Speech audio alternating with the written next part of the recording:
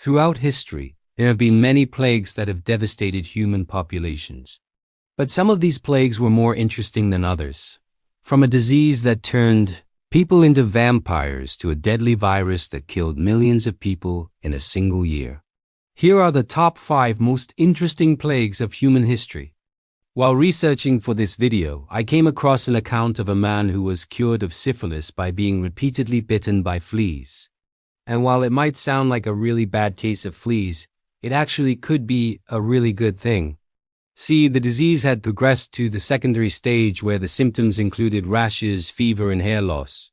Then he was bitten by a flea and it cleared up. The author of the book he was in went on to say that when he was later reinfected with syphilis, he was again cured by flea bites. Now this is a weird one.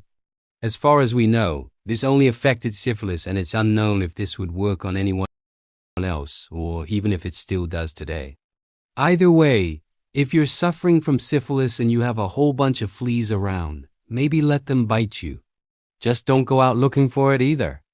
In 1918, a global pandemic known as the Spanish flu began.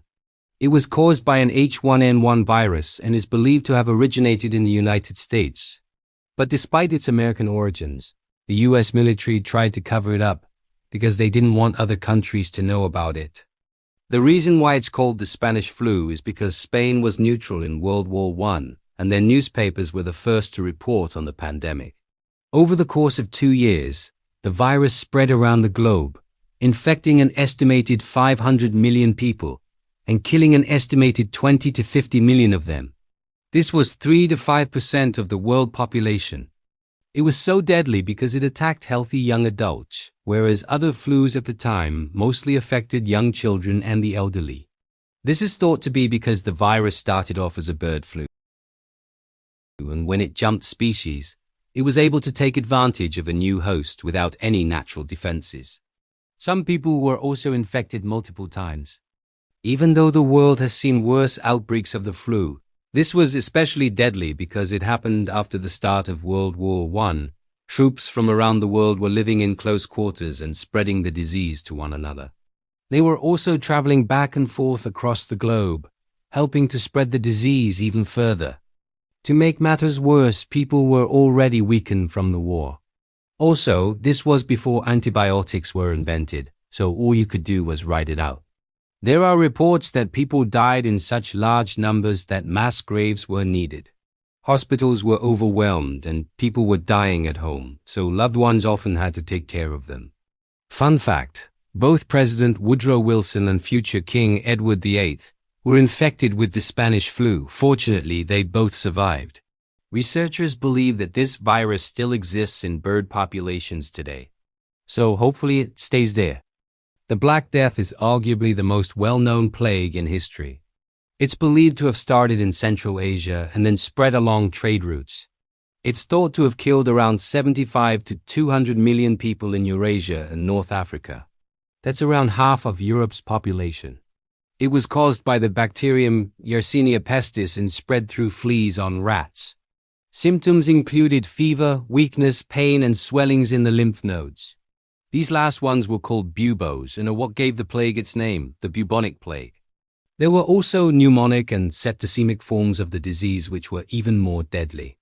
People were dying everywhere and it seemed like nothing could stop it. Things got so bad that authorities began to believe that the disease was God's punishment for the sins of humanity. While this was going on, people were coming up with more and more extreme ways to try to stop the disease. Some people covered themselves in tar and wool and walked around in the streets to purify the air. Others invited people over to their homes to blow tobacco smoke in their faces. Yes, this actually happened, and yes, it was just as ineffective as it sounds. One of the worst things about the plague was that no one really knew how to prevent it or how to treat it.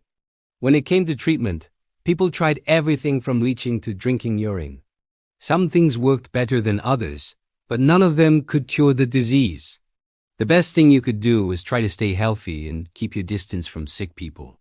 The plague eventually ran its course and ended almost as quickly as it began. This may have been due to a combination of factors, including the rats developing immunity and people becoming immune, since a third of those infected survived. What if I told you that during the Middle Ages, people were getting infected with a disease that made them look like vampires? Well, it's true. A mysterious illness swept through Europe, causing people to rise from their graves and drink the blood of family members. Okay, maybe not literally, but it did cause their skin to turn a deep red color, making it seem like they had blood seeping from under their skin. Their lips and gums would also become severely swollen, giving them the appearance of having just gorged themselves on blood. On top of that, the disease caused them to have an insatiable thirst. The terrifying illness would eventually lead to death, and the bodies would begin to bloat, sometimes bursting open and leaking blood and other bodily fluids. Victims would also turn a deep blue or purple color. Smallpox was first described in the medical literature of ancient India as early as the 4th century. It's believed to have been brought to Europe by traders via ships coming from India. It rapidly spread throughout Europe, killing tens of millions of people. This was around 30% of the European population. Symptoms of the disease included fever, weakness, and a rash that turned into painful blisters. These blisters would then crust over and leave scars. The scariest part about smallpox was that there was really no treatment. Your best bet was to try to avoid being infected in the first place. This was very difficult because the disease was so widespread. After infection, most people would die within a week. However, if you somehow survived, you developed immunity against it for the rest of your life. Because of this, one strategy people used to prevent getting smallpox was to purposefully infect themselves with it. Doctors would take smallpox matter and insert it into small incisions made on a person's skin. This would cause them to develop immunity without usually killing them. Everyone knows about the COVID-19 pandemic that happened just a few years ago. Millions of people were infected and hundreds of thousands of people died. At one point, people were wearing masks and avoiding crowds just to try to slow down the spread. But COVID-19 wasn't the first highly contagious disease to sweep the globe. IV is a virus that attacks the body's immune system and was discovered in the early 1980s. It causes AIDS, which is fatal. For a long time, scientists weren't able to find a way to stop it. And every year, millions of people were dying.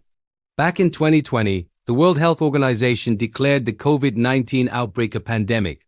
This was only the 6th time this had ever been done, and it showed just how serious the situation was. It was caused by a virus called SARS-CoV-2 and was highly contagious. Scientists were able to create a vaccine in record time, and soon the world began to return to normal.